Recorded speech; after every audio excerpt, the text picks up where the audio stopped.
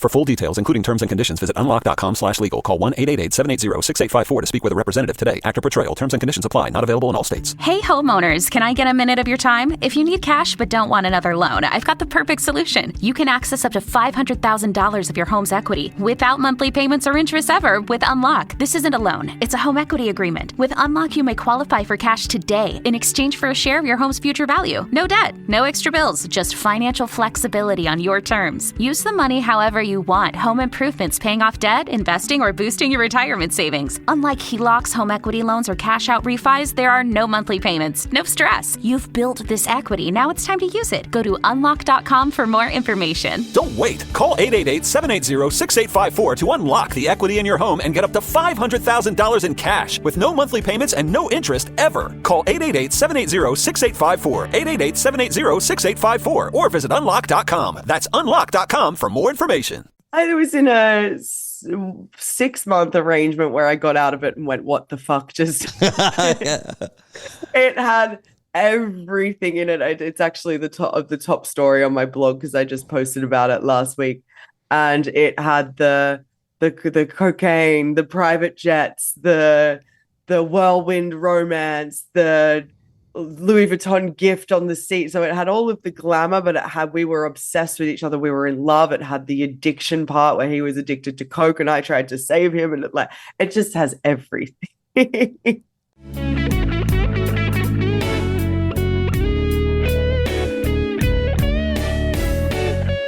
Welcome to Secrets of a Sugar Daddy. Here's your host, Marcus. Welcome to another episode of Secrets of a Sugar Daddy, the #1 sugar dating podcast in the world, where we pull back the curtains on the good and the bad and shocking stories of sugar dating. I've got a great guest in today. I cannot wait to get to this interview, but before we do, have you joined our family, our Patreon group? Go to patreon.com/Secrets of a Sugar Daddy podcast. I'll have a link to it in this episode. I have a link to it on our website. It's easy to find, but we have over 500 members now, and these are all fans of the show and people that are sugar dating. So we get into some great discussions in a community chat, and it's free. The great thing is we have a free option. Now, just like the free option on OnlyFans, you're not going to get a lot of content, but we do put a lot of fun things in there for our free members. We don't forget about you. But to experience the entire site, to open it up, tiers start as little as $10 a month, and we really appreciate the support. The show is not cheap to put on, and all that money is used for a good cause, and that's to continue the show and break the stigma of sugar dating, which I think our guest is going to help us with that today too. We have coaching and profile reviews also available in the higher tiers. But yeah, basically it unlocks the entire site and you get to hear the episodes and extra sugars before they come out. So you get to preview those. Like I said, you get the community chat where you can ask anything and everything. And we have a lot of great subjects and advice by our members that come up in the community chat. I love it. And people introduce themselves. They'll put a picture if they want. You don't have to use your real name. You can use aliases. You know, that's fine with us. It's very accepting, our members. And when you join, you're going to feel like you just found a new family. It's amazing, the warmness and how welcome everybody is into the community and how everybody participates, or a lot of people do participate. You'll also get to see behind-the-scenes photos and videos that we do not post anywhere else. Now, upcoming is our party, so you'll get to see a lot of those. Now, we do blur out the faces and provide some anonymity for our guest, but you're going to get to see a lot of fun videos from our party. You're not going to want to miss those. And speaking of the party, we still have a few spots left, not very many. I end up giving away over 40 Sugar Baby packages to come party with us at Sugarpalooza 6. Shakira has started her North American tour. I've already seen the set list. Now, she changed it up, which she brought in a few more English-speaking songs, and she brought in some fun things for the American audience. You are going to enjoy this concert. I cheat a little bit. I've seen some YouTube clips of the show, and it is high energy. It's moving. I mean, those hips don't lie. It's so fun. And she is actually the number one selling Latina artist in the world. So you're going to want to party with us. Even if you don't like Shakira, we have a mixer the night before at our country club. We've got a DJ, dance floor. We've got photo booth, bartender, all you can eat, all you can drink. And that is a lot of fun in itself. So come party with us that weekend. You'll find all the details on our website, secretsofasugardaddy.com. Just check on the party tab. I'll have all the details on there. We also pay for your accommodations here. Now, flight is not included, so you're going to have to find a sugar daddy to pay for that if you can't afford it. But, I mean, I have some people coming from Chicago, and I looked up flights. It was $200. Actually, it was less. It was $150 round trip, because nobody really wants to come Phoenix in June. It'll be 110. It's a hot weekend, but nobody's melting. Nobody's dying. It's a lot of fun. And you're going to want to be here. So tickets to and from Phoenix is very, very cheap, especially in June. I think the ones from New York City, we have people coming from there, are like $400 or $500. It's very, very affordable to come party with us. The package we're giving away alone is over $2,000. If you want to be a part of it, like I said, I have a very few spots left, and you can apply on our website. Now, if you are a sugar daddy and you want to attend, we still have a couple spots for you guys. Just message me at info@secretsofasugardaddy.com. We'll get you all the details on that. It's very affordable, and it's a weekend you will never forget. Okay, enough of that. You guys have been beat up by that information for a while, but time is running out. Our guest today, she contacted us, and I'm very interested because our guest has a lot of experience in this lifestyle. And she was gracious enough to zoom in from across the pond. So welcome, Sacha Foxx. Thank you for having me. I really appreciate it. For you guys that want to look that name up, this is not the porn star Sacha Foxx. This is the experienced sugar baby Sacha Foxx. Definitely not the porn star. You won't find me on Pornhub. You will find me on Substack.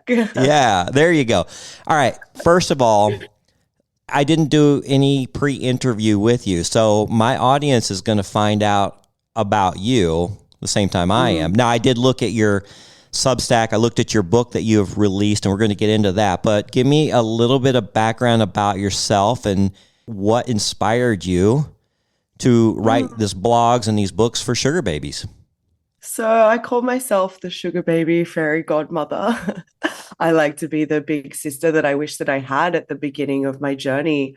I was 10 years into my journey, and this lifestyle changed my life. But when I first went into it, I had no idea what I was doing. I also had quite low self-esteem. I was in my early 20s, and I would have so benefited from learning about the bowl. It is an art form. This style of dating is an art form, especially now with all of the scammers and the fakes and the saturation. And back then it was quite legit, but there was still scammers, there were still fakes, and I trusted men at their word. And I got myself into a few sticky situations. Yeah, I hear that often. How old are you now? I'm 36. Okay, so you're getting closer to 40 now. I know that sounds a little scary, but don't, you're actually in a really good age range. So how long have you been sugar dating? For over 10 years. My first sugar daddy was actually completely accidental. I was a waitress. I had, most people don't believe me for some of my experiences because of how saturated the bowl is these days, but I have had some very incredible experiences that changed my life and made me the woman that I am today. And my first experience was waitressing, the Human League song. I was working as a waitress at a cocktail bar. And I love that song. Yeah. And he came in and he completely not only upgraded my life and my sense of style, but he made me believe in myself. And I had a big dream back then, which I won't mention on the podcast, but he funded me to go to that. And I took that dream to the absolute next level. And within a year, I had my own thriving career. Wow. So you found a sugar daddy in the wild. In the wild. I had no idea what seeking was. And I was at lunch with a girlfriend one day and I hadn't seen her in a few months, and she looked upgraded, and the way she was speaking and holding herself. And when we went to pay for the cocktail, she's like, "Don't worry, I got it," and paid for it in cash. And I was like, "Hang on, what's going on?" And she told me about this website. And back then it was Seeking Arrangement. And there was none of this dating up. Everyone knew what they were there for. And I jumped into the wacky, wonderful world of sugar dating and had some really one of a kind, incredible experiences. And as I said before, some not so desirable experiences as well. So before you jumped on Seeking, you met this gentleman. How did this whole conversation start? Was he a regular at where you were? He actually, I had a tooth problem. He was a dentist, and I ended up going to him, and it was very expensive. And he asked me, I had no idea what sugar daddy or sugar dating was. We never used that term in the 2 years that we were hanging out. And he asked me to be his date to a premiere. And he sent me a beautiful dress and fur coat, and we went on the red carpet together. And it was crazy, insane experience that still to this day I remember so fondly. And we never had that conversation. He just kind of took care of everything. We traveled together. We had separate hotel rooms. We were platonic. And that doesn't really exist. And it was just this very random experience. And it was only until 2 years later I had that drink with my girlfriend that I understood the concept of a sugar relationship. It was an accidental sugar daddy. Yeah. How much older was he than you?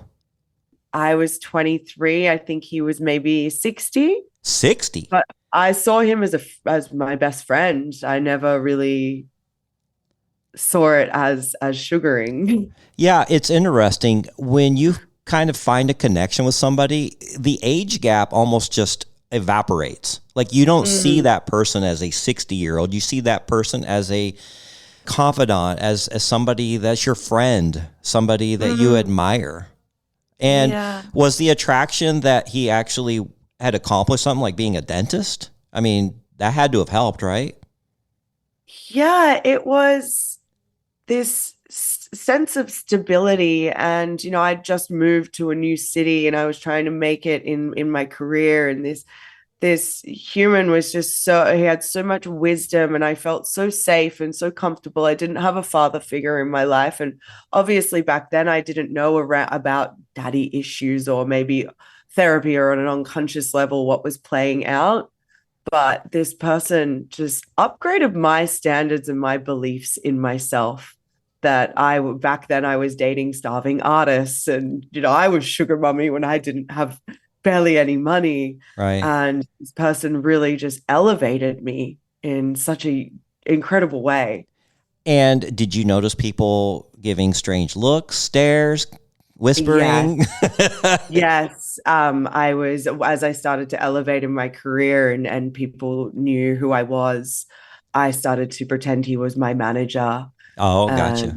And that kind of lying started to split me in two. And if I went home to my parents, I come from a very poor background, and I had a, Louis Vuitton bag or I had new teeth, It was I felt as if I was living a double life, and that started to really make me unwell. Mm-hmm. The stigma that comes with it when all of a sudden you're being showered with gifts and financial gifts also, and you're taking on these experiences that normal people don't get to experience. It drives people a little bit nuts because that's out of the norm. And so you find yourself being judged. Like I had for a while, I had upgraded. I bought myself a Lamborghini. And I thought that was my life goal, right? And here I finally bought myself a Lamborghini. I didn't know all the hate that comes with it from my friends and people that I associate with.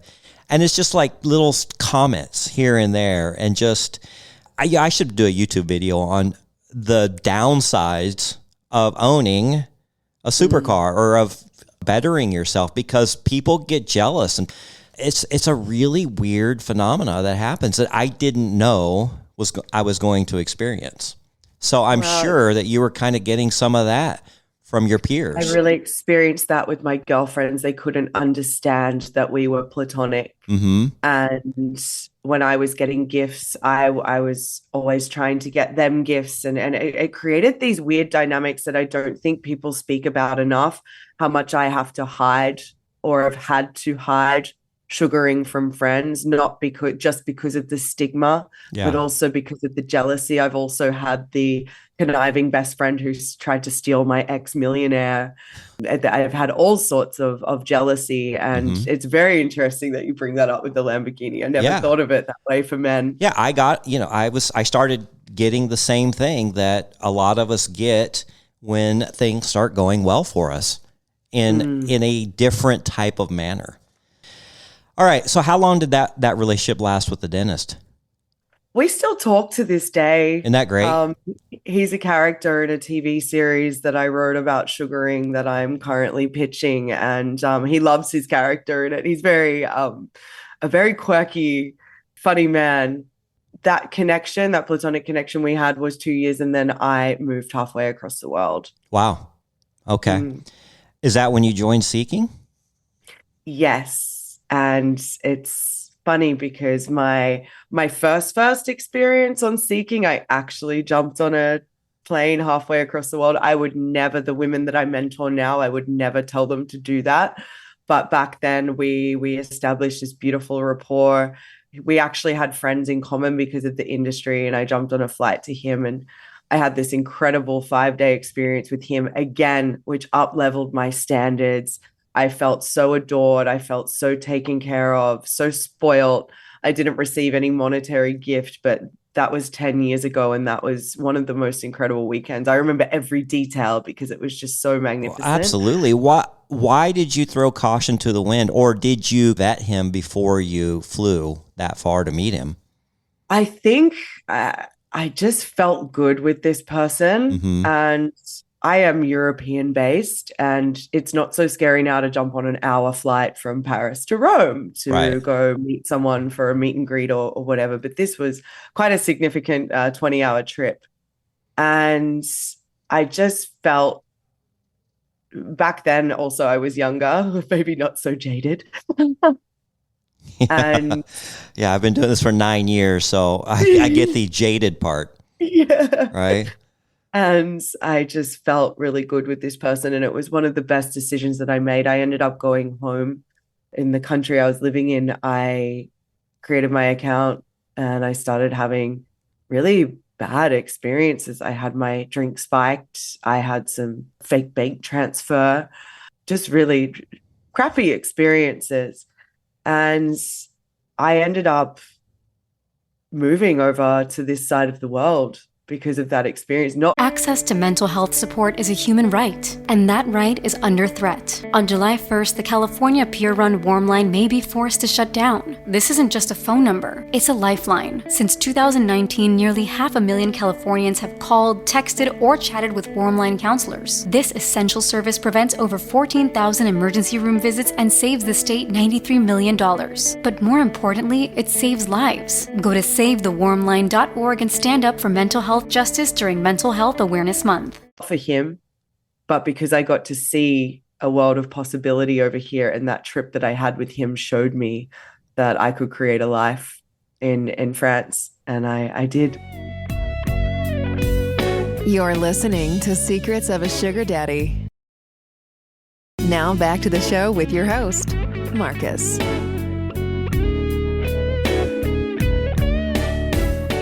Now, have you ever met anyone or had a relationship with anybody in the U.S.? Yes. So what do you think the differences are? Do you feel like there's a big difference? I do. I was actually in America 2 years ago, and I actually went on Seeking, and I was very clear that I live in Paris and I would want to, I'm not just looking for a weekend fling. And I actually met with someone who lives between New York and Paris. And what I noticed with him was the directness of the conversation without it being vulgar, but they're just very direct and they were just very clear. Let's go on a meet and greet. Here's what I will gift you for your time. And if you'd like to continue, I'd love to take you for dinner the following evening. And I'm in Paris in 2 months and I'd love to meet with you then. And the level of conversation, I remember changing my Seeking profile to my American location, and people were reading my profile, quoting things from my profile, saying how unique it was. And I just couldn't believe it, because in Europe, we get the, hey, bonjour, request photos. That's it. I'll write something, amazing from their profile, and they request photos. Yeah, we have a good friend, a sugar baby in London, who's been to a couple of our parties, and she tells us the same thing. It is it's a lot different. Yeah, and I just felt like everyone knows what it's more in a traditional sense, the traditional sugar baby, sugar daddy relationship. Let's enhance each other's lives. This isn't just a one night thing. Let's create connection. Let me get to know what you actually do in this world. Let me get to know what you're actually looking for. Let's create momentum before you give me a list of all of your kinks or what you're looking for in the bedroom with an offer. Yeah, it was a unique experience, and I still see him to this day. Nice. All right, so since you've been doing this for over 10 years, I've been on some shows and I read the forums and I get hit with, this is just disguised prostitution. You call it what it is, but it's just prostitution.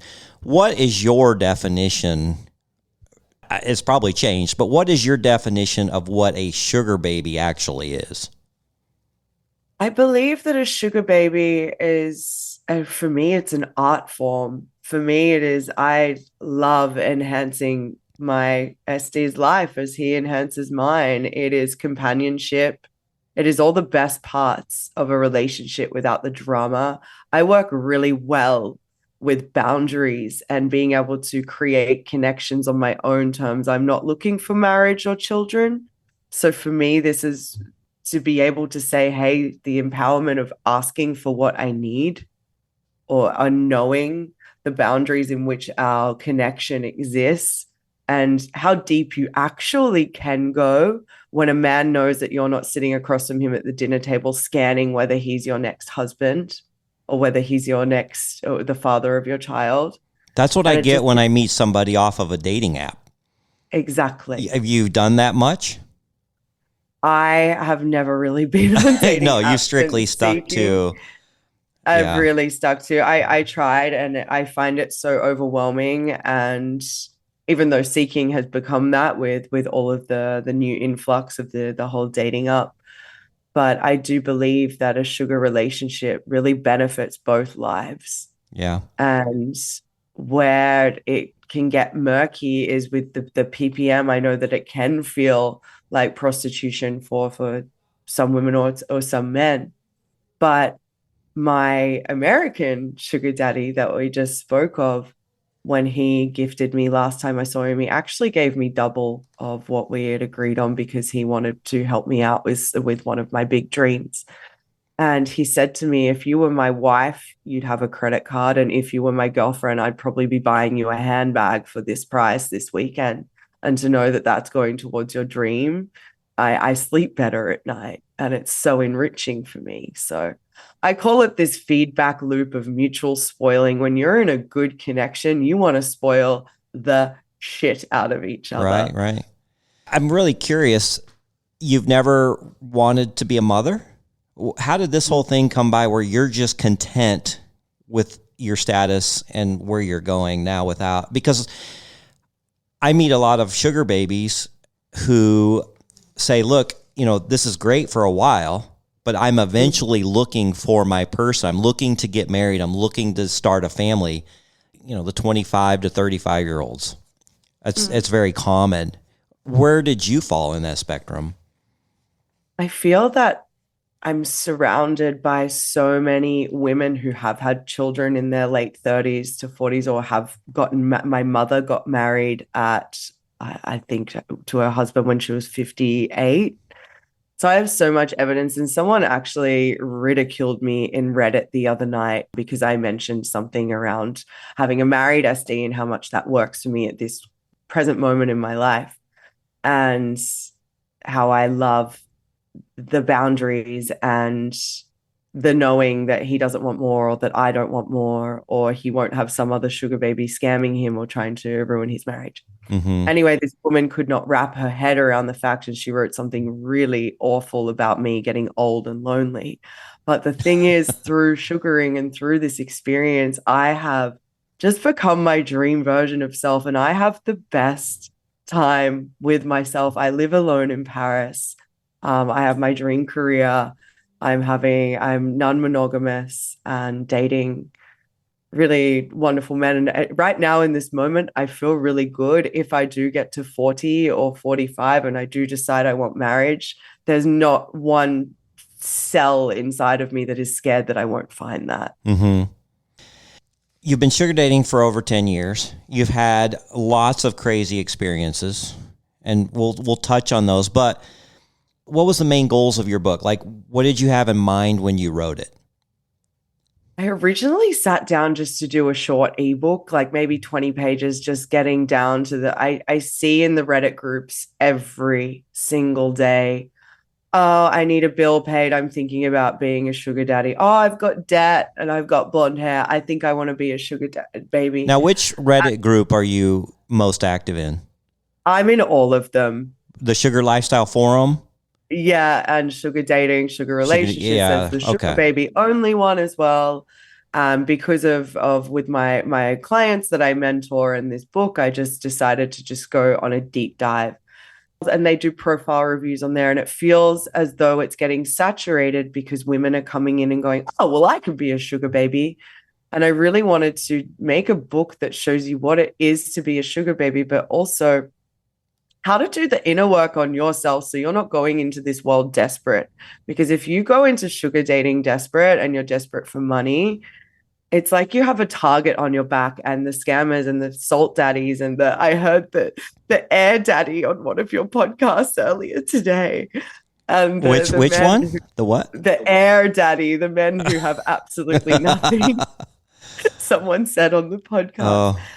And I really wanted to inform women of what it takes to do the internal work on yourself, to understand why you're in this world and how it would benefit you, and to really understand how to communicate and how to spot a real sugar daddy, and to see the red flags, and also how to communicate. If you don't know how to ask for what you want in this world, you will get walked all over.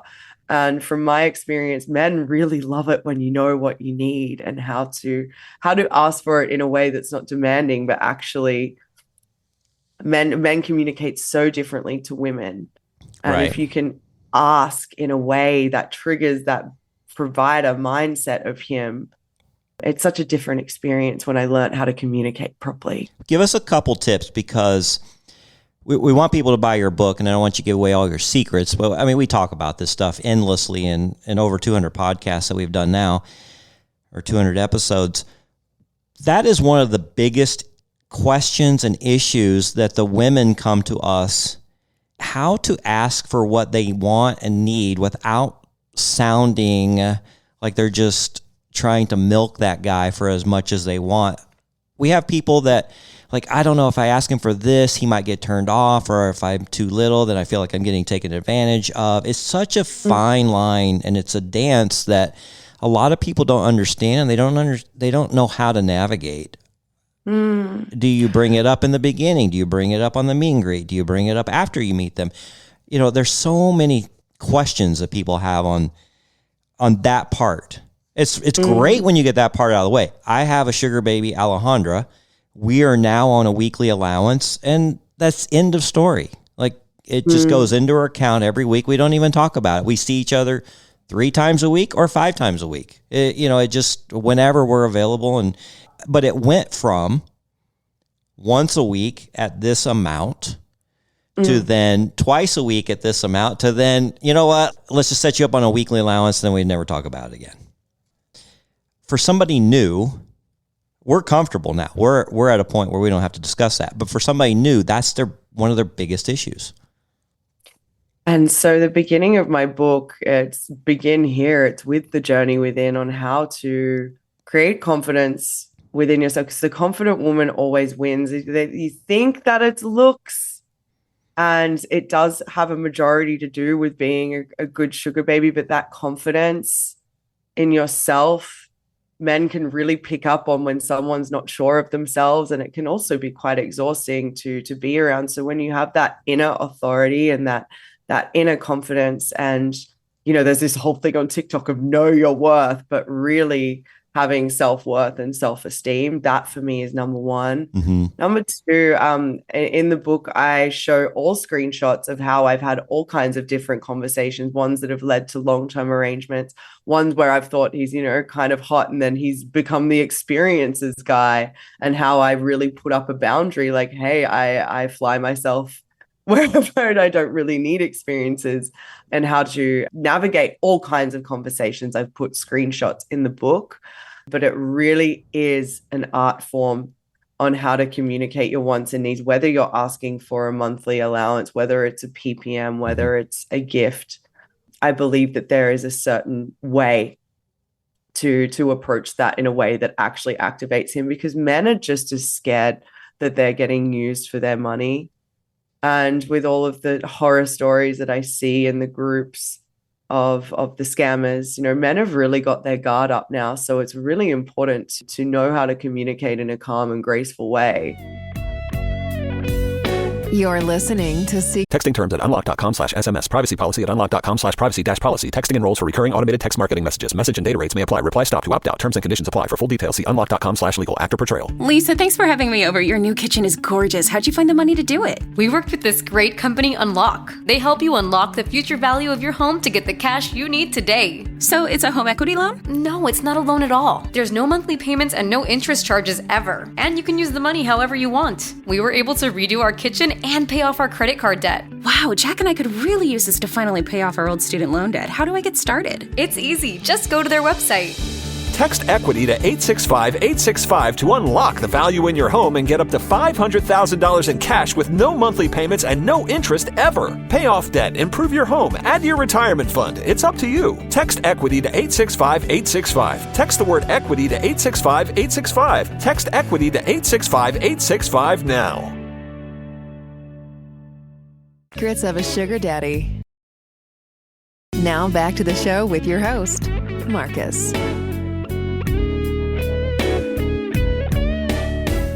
So in the book, you give actual scripts. Like you said, you have screenshots. Like when he says, "What are you looking for?" Then you can say this, because we love a good cheat code, right?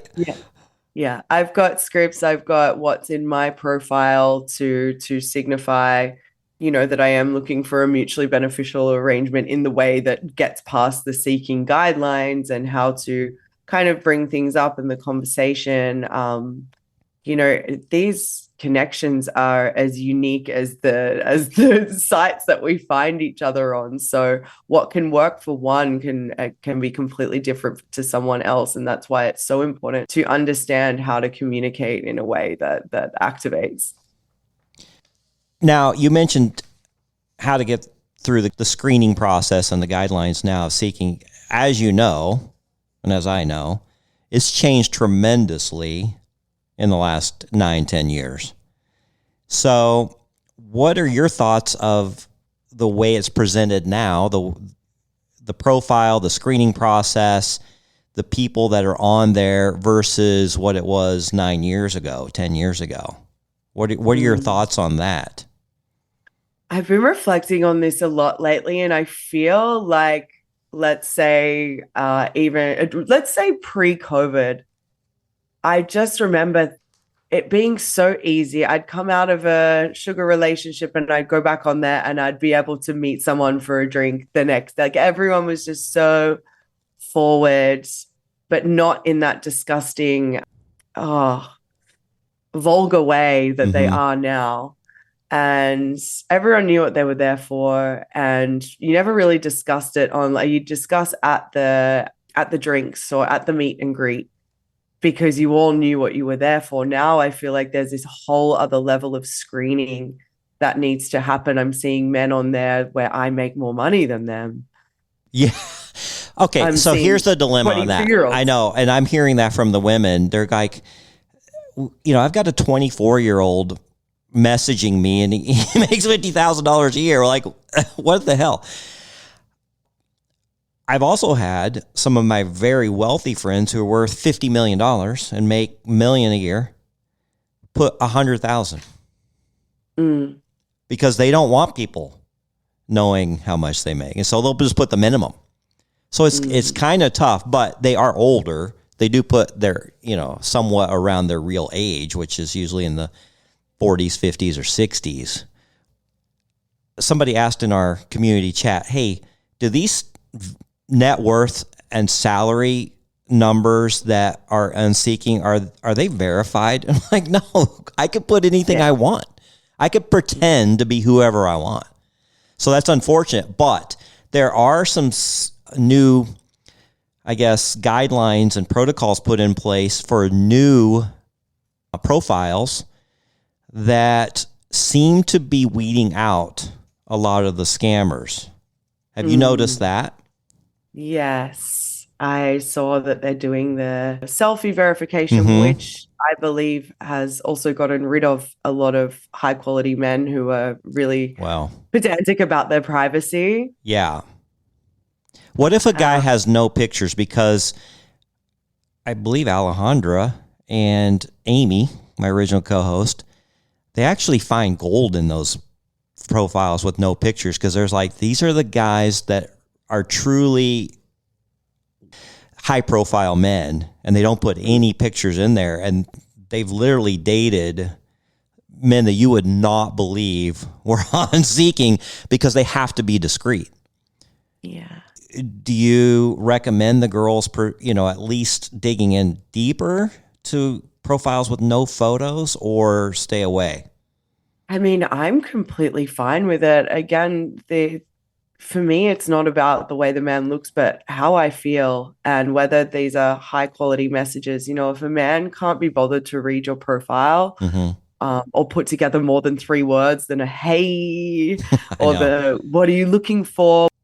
That's not the type of man that's going to be giving you a high quality experience. So really, I say in my book, play deaf, but you can also play blind and listen to a man's actions, because there's a lot of men on there who are also a bit bored and they may be just a 20-year-old sitting at home.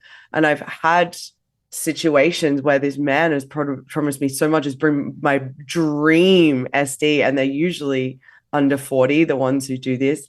And then just before the meet and greet, just before we're about to meet, they ghost, they disappear because they were playing a character and they're not the real deal. So really, really paying attention to those red flags. How do you feel about meet and greets? Do you ask for compensation, or is it a job interview for you? It's not a job interview for me. I have seen that be referred to that way. I mean, I love sugar dating. I love meeting new people, and I love going for a drink. And I always sit in front of a man and go, what can I learn here? Even if this isn't my type of person. I mention in my book how to mention getting compensated for a meet and greet in a way that doesn't seem scammy. I heard on your podcast earlier today, women saying their car breaking down or needing the babysitter or excuses like that. But again, to reiterate what I said before, if you know how to communicate in a way that kind of sets the standard, then you're going to receive a gift. Right. I know that I've gone on meet and greets without any financial expectation and just had a great time, great conversation over a drink, an app, or whatever. And I've compensated them at the end because I want them to know they're appreciated, and I want them to know I would love to see you again. So that's kind of my mindset. Alejandra likes to remind me that she didn't get anything at the end of our day, but I did give her a really nice kiss in the parking lot. Yeah, you did. As I walked her to her car. But that's another issue that the girls come up with. And then I've had people demand compensation, and it's been kind of high just to meet them. And I may actually like this person if I got to meet them, but I was turned off by just the demand of it. And I understand people's time is valuable, and they've got to, get made up, and maybe they got to get a babysitter. Maybe, there's all kinds of factors and financial aspects of them coming to meet you. But you kind of got to look at it as, this guy is a potential financial opportunity for you, and he's a potential experience opportunity. Huh? Partner as well. Yeah, and a potential partner. You just never know where this is going to go. So kind of like you, it sounds like I enjoy kind of rolling the dice and seeing if what we're going to find under door number one, behind door number one. And because I've met people that just shocked me. I didn't think they were going to have that type of a personality or that kind of a situation. And then I've met people who I expected great things from, and they were a total dud. Absolute terrible. But that's kind of the thrill of it. Exactly. I see it as I said before, an art form, a thrill. Also, I may not be attracted to that person in their photo, but upon meeting them and how intelligent they are, and we create this rapport and how they look, I'm so attracted to them by the end. Yeah. So I think meet and greets are fantastic, but I do, as I mentioned in my book too, I do think it's very important to make sure you are in the same range before meeting, because let's just use numbers. Imagine if I was 800 and his budget was 150, which so I think it's very important in order to not waste time if time is of the essence for you. But yeah, that's my take on it. All right. So one of the questions that came up in my list here is a lot of people, so they're starting to buy in, like maybe I should do this sugar dating thing. It sounds kind of glamorous. I'm hearing of all these great experiences. What's the emotional toll when Venmo doesn't come through? What do you mean by that? Like, you've expected something, and then you get home. You've been intimate with someone? It could be anything. You could have been intimate. You could have, gone on a vacation with them. You could have experienced this or gone out with them that night, and maybe they promised you something, and you get home and it doesn't happen. Yeah. It's a big emotional toll, and it happens all the time. I've read some very, very horror stories in the forums. And another thing that I mentioned in my book, until you have established a connection, there needs to be trust on both sides. And it's very important that, you might have to have an unsexy conversation about when you receive the benefit. But I believe in those first couple of times of meeting, whether you're on allowance or whether you're on PPM, play deaf and listen to the man's actions. You're not in an arrangement until there is sugar and there is a connection and there is intimacy. Mm-hmm. All right, so let's talk a little bit about safety and ethics, red flags. What's the wildest red flag you've discovered that wasn't immediately obvious?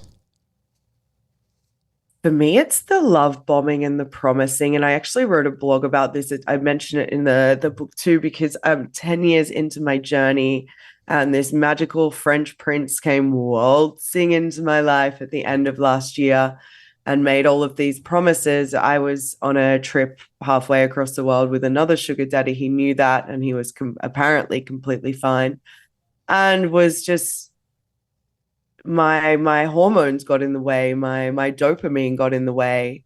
And as we got closer to the date and the day that I arrived home and we were meeting the next evening, he ghosted. And when someone ghosts, it actually activates the same neural pathways as pain. And I felt sick. I wanted sugar. I was eating bad. Sugaring makes me take care of myself. And I was going opposite. And upon reflection, I realized, oh my goodness, if someone is promising that much to someone that they've never met in person, that is a huge red flag. Yeah. Yeah. Now, safety is a big issue for the girls. What is your advice on how to be safe while sugar dating? Especially in the beginning. Once you trust somebody and you've met them and you've got a rapport going, you can start letting your guard down. But initially, a lot of girls get taken advantage of and they just want to feel safe while doing this. Yeah. Again, it comes to that first part, the very first thing that I teach in my book, and that's that self-esteem within and knowing your boundaries and not allowing people to cross them. When we allow people to cross them, it's because, number one, either we're desperate for money or we don't have the self-esteem to say no, we're scared of rejection. So really creating that internal reality where you're so strong, you will not budge on your standards and boundaries. And cleaning up your OPSEC online, which was so huge for me to remain anonymous, and just not giving too much of yourself away. It's not a race.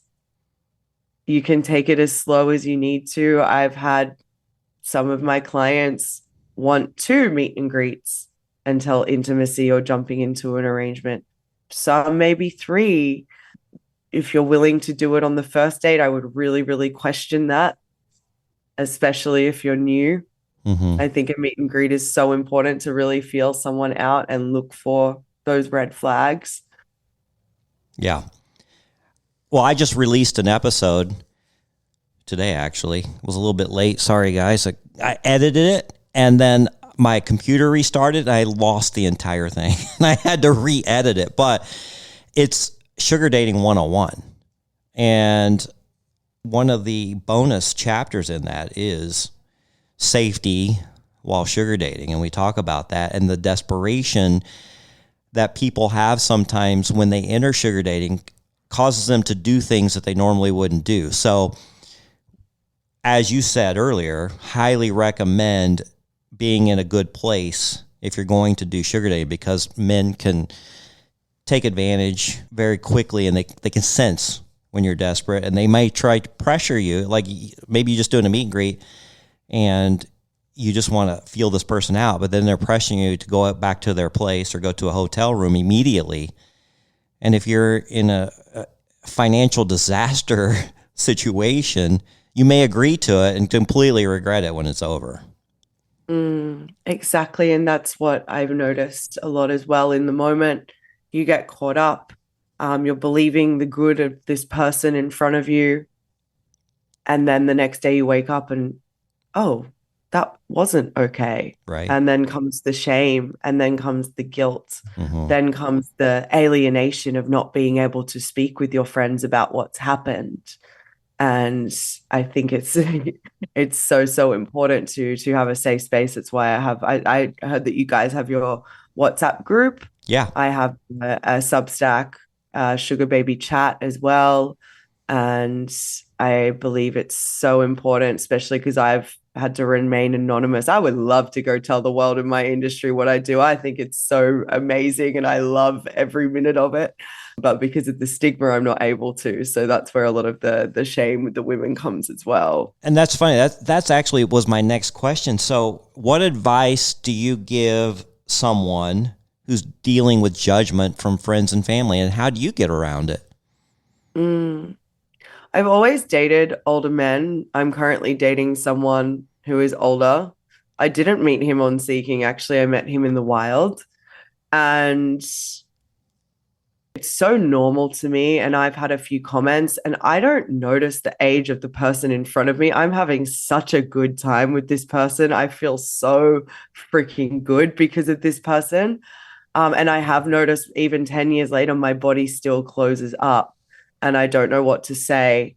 And I've just realized that you must be very careful with who you share this with, especially if you're sugar dating. they're probably not going to meet your parents. So it's best that you don't tell them.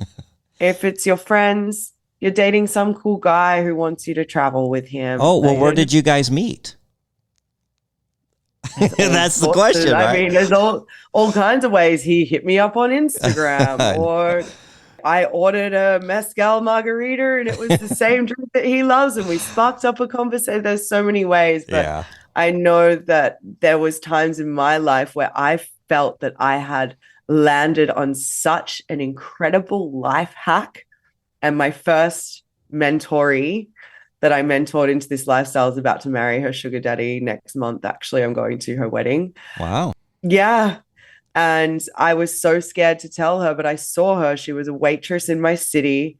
Was so, her aura was just incredible behind the bar. We started to become friends. And I said to her, hey, I've kind of got this life hack and you're amazing. And I see the way that you act with men behind the bar. And she started doing this lifestyle, and she actually really empowered herself. And she had the intention of marriage and forever person, and she found him. So, and no one asks how they met. For me, I usually just say mutual friend, and there's no other question to ask. Like that ends the conversation. I've said, oh, on a dating app, and what's the next question after that? Oh, which one? So now you got to answer that one. So it just leads to further questioning, because people are accustomed to dating apps, and most everybody who's been single or dating has been on a dating app. So they're curious, oh, which one? Match, Bumble, Tinder, because they've been on them. And nobody ever says, oh, we met on Seeking, the sugar dating site, because then you get this look.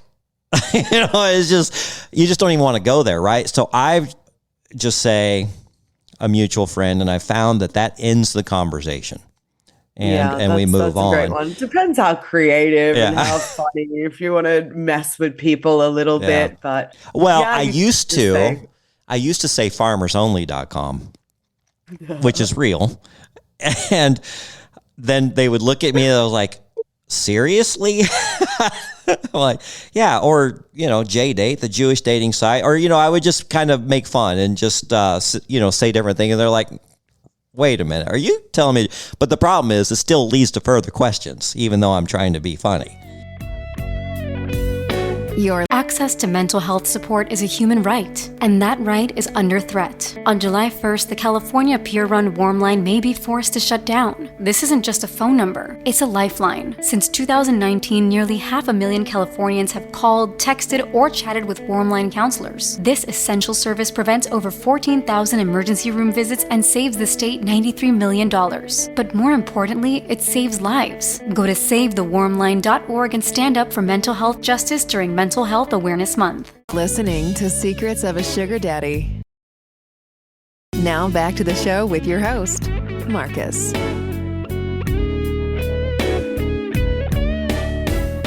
All right. Is there a sustainable way to integrate sugar dating with personal or professional ambitions? And you've had some experience with this. Oh my goodness, yes.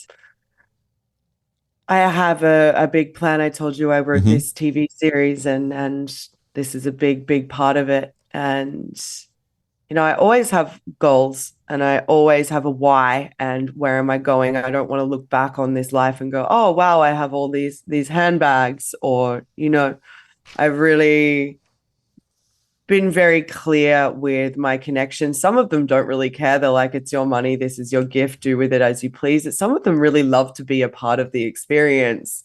And so I think it's really important to have a goal. And I covered this in the book as well, of where you're going and what do you want, and to work towards something for yourself, because this lifestyle is so uncertain. And you can see now with the state of Seeking how tough it can be to find someone who is real. And I used to get caught up on the age thing. I thought that my sugar life was over at 35. I just listened to an incredible guest that you had, Desiree, who's 42, and that just expanded my mind even more. But it is so important to save, to create yourself your own security and stability, because tomorrow your sugar connection could end, or tomorrow it could change. You never know what's going to happen. Right. Well, I love ambitious sugar babies, ones that not only bring me business ideas, but ones that want to do something entrepreneurial. I had a sugar baby back during COVID, or right before COVID, and she was in between jobs, and I do construction and remodeling. I'm in real estate.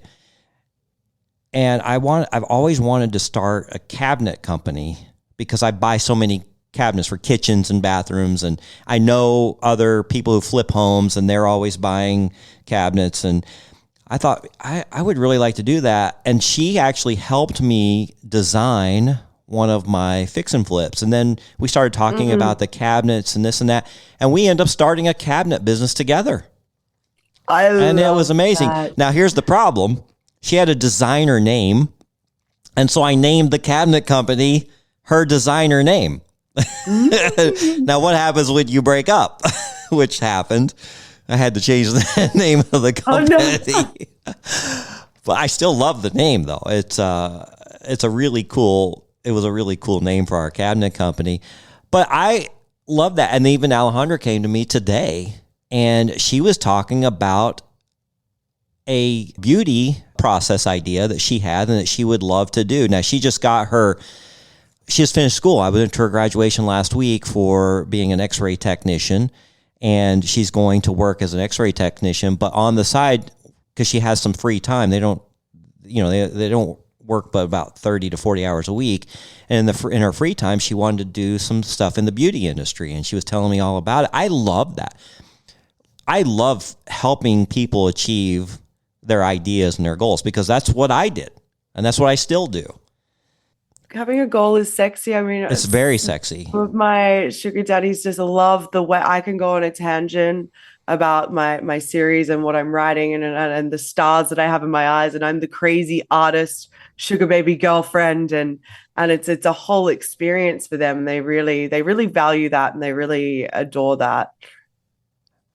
Well, I wanted to talk to you more about some of your craziest sugar dating experiences, but we're running out of time. But give me a one or two off the top of your head that you just went, what the fuck just happened?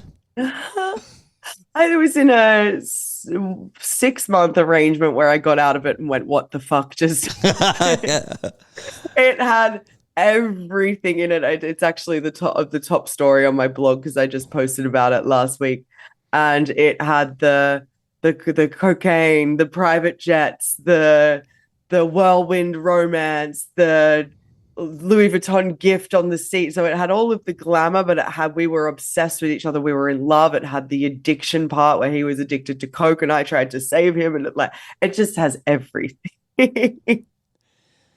So that's one of my So we'll have to encourage someone to go to your blogs and read all about that. Yeah, I've got all my favorite stories on there. And I also share in the moment when I got ghosted last year. It's a space for me. It's very healing for me to be able to write about these experiences and give tips on, how I dealt with that. Also, another big component is sugar baby burnout. I've noticed a lot of women burning out from this lifestyle, and I love to teach how to take care of yourself and how to take a step back. And, another crazy experience, I would have to say, jumping on 20-hour flight to someone that I just met on Seeking. We spoke for a few weeks, but that was pretty crazy. That was an out-of-body experience. I bet it was. I couldn't really tell anyone what was going on, and it ended up, he's still in my life now. He takes care of my cat when I travel. So. Oh, well, that's cool. Yeah. Isn't it amazing how you can meet somebody maybe one time or just for a few times, and they're a part of your life forever? It's really interesting how that happens. I met a girl at a coffee shop. Wasn't attracted to her, but I just felt like this friendship. And I started helping her she'd had questions about sugar dating, and I would answer those. And then all of a sudden she gets married, and then she starts coming to our party. She brings her husband in for an interview. And it was like just this chance, not a chance, but this one meeting at Starbucks that I thought was going nowhere. And then she's just a friend of the show and a good friend of ours. And it's really interesting how sometimes you just roll the dice and you go meet somebody, even though you don't really feel a connection, all of a sudden they become a really nice part of your life. I've got so many men in my life because of that, even some that I haven't met in real life from Reddit. Mm-hmm. And I really want to open up women's minds to be open. Stop thinking about if you're going to get $50 on your meet and greet, and go and get out there and meet and be safe, but meet. And this is such a big, beautiful, wonderful underworld. It really is, isn't it? It's so exciting to be a part of. So yeah, I hope that I can encourage a woman today to go on this journey, because it changed my life. I am who I am today because I signed up to Seeking 10 years ago. Yeah, it's absolutely changed my life, and that's why we have this podcast today. Sacha, thank you for coming on. Thank you so much for having me. Never know how these things are go, but I definitely want to have you on again. So let's keep in touch. I have 3 pages of questions, and I only got to about 5 or 6 of them, but you've brought up such interesting points. Tell our listeners where they can find you, because I think they would benefit greatly of your material, your experiences, and even your book. I really appreciate that. Thank you. So my Substack is The Modern Sugar Baby. So you just type in themodernsugarbaby.substack.com, and up the top you'll see the link. It's called the Sugar Baby Playbook, the ultimate guide to mutually beneficial relationships and thriving in the sugar bowl. My deepest mission in this world is to empower women to have amazing experiences and connections, and to just, well, we're definitely and spoil the men that they're with too. Well, we're definitely on the same page. Do you have an Instagram or any social media associated with that? I am starting. I just launched the book today, so I will be starting a Modern Sugar Baby TikTok. I do have Instagram. I will be more active on there over these next weeks. So the Modern Sugar Baby on all platforms. Well, we'll try to put the links to that in this episode, and definitely it'll be on our Patreon too. Fabulous. Thank you so much, Marcus. Well, thanks for joining me. I know it's probably 11 o'clock in the evening. Way past my bedtime. Over where you're at. So if you guys, like I said, we're going to put all this on our Patreon. So join us at patreon.com/secrets of a sugar daddy podcast. All right, Sacha, good night. Thank you. Good night. And we will talk to you soon. Bye-bye. Bonsoir. Thanks for joining us. If you'd like to connect or even be on the show, we'd love to hear from you at secretsofasugardaddy.com.